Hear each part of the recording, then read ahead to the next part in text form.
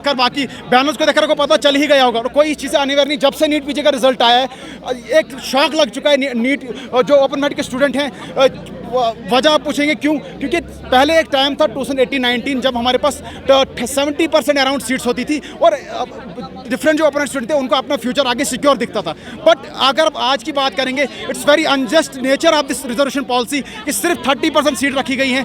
30% तो बहुत ज़्यादा कह रहा हूँ मैं, ओनली 26% रखी गई हैं ओपन मेरिट के लिए। तो अब हम पढ़े तो किस लिए पढ़े? अब अगर हम मेहनत करें तो किस चीज़ के लिए? क्योंकि प्रोबेबिलिटी जो रह चुकी है, अगर हमारे पास कॉलेज में 125 स्टूडेंट है, 2 स्टूडेंट की सिलेक्शन होगी तो हम किस आगे उम्मीद से आगे पढ़ेंगे?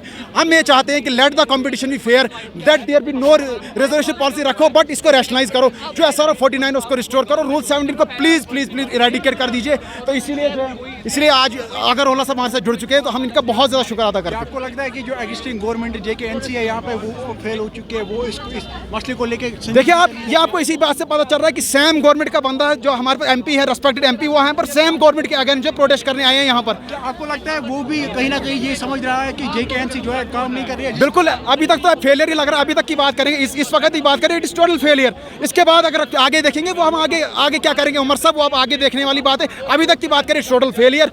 MP साहब जो हमारे साथ यहाँ पर जुड़े हैं इनका बहुत ज़्यादा शुक्र अदा करते हैं। साथ में PDP के वहीद परस साहब भी आजना, ये यहाँ से पता चलता है कि ये कोई वोट बैंक की बात नहीं है कि वोट बैंक हमको सिक्योर करना है। सब पार्टीज यहाँ पर साथ में आ चुकी हैं। सो इसलिए बात नहीं है, सारे NC के एक सेम NC लीडर जो यहाँ पर अगरवाला सब सेम गवर्नमेंट के अगेंस्ट, सेम गुपकार उनके रेजिडेंस के बारे में प्रोटेस्ट करने आए। तो इससे आपको पता चल रहा होगा कि जिसको समझना होगा कि हमारे साथ इतना गलत हो रहा है वो हमारे साथ आएगा। जिसको ये बात नहीं समझनी है वो सिर्फ ट्वीट करेंगे, वो सिर्फ हमें वहाँ से भी हमको वहाँ पर कोई ऐसा रिस्पॉन्स नहीं मिलेगा ट्वीट के थ्रू भी। अगर उमर साहब हमें ट्वीट के थ्रू भी कोई ऐसी बात कहते कि हम आपके साथ हैं तो हमें जो है सिक्योर महसूस होगी। अब आगा साहब हमारे साथ यहाँ पर जुड़ के यहाँ पर हम और एक और चीज़ कहना चाहता हूँ, उमर साहब को भी चाहिए था कि वो आज हमारे साथ आगा साहब को यहाँ पर ज्वाइन करते और इस क्रूअल रिजर्वेशन पॉलिसी के अगेंस्ट जो वो यहाँ पर फाइट करते। इससे ऐसी कोई बात नहीं कि उनका वोट बैंक गिर जाएगा, इससे कोई ऐसी बात नहीं उनकी पॉपुलरिटी कम हो जाएगी।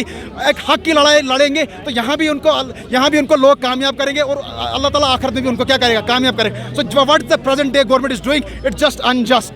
सो वी आर टोटली अगेंस्ट।